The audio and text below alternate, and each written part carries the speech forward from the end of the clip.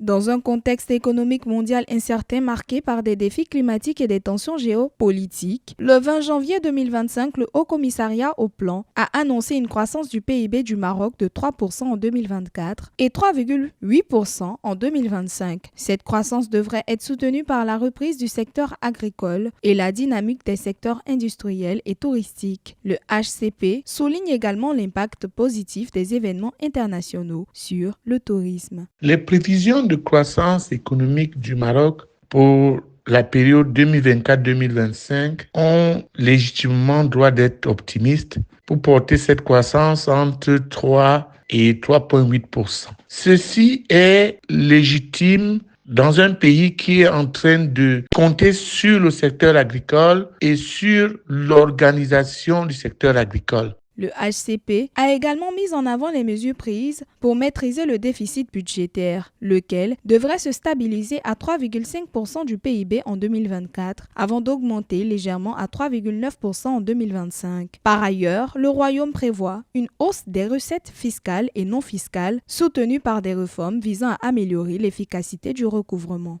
Dans un contexte où on doit libérer l'économie, on doit libérer la productivité à la fois agricole et industrielle, il faut absolument contenir le niveau de fiscalité à 8% pour être capable de maîtriser l'inflation et permettre au Maroc de profiter d'une croissance légitime supportée par le secteur primaire et le secteur agricole. Donc le Maroc a un défi, le Maroc a beaucoup de potentialités, mais le défi c'est de contenir l'inflation et de maîtriser la rentabilité du secteur agricole dans le développement économique.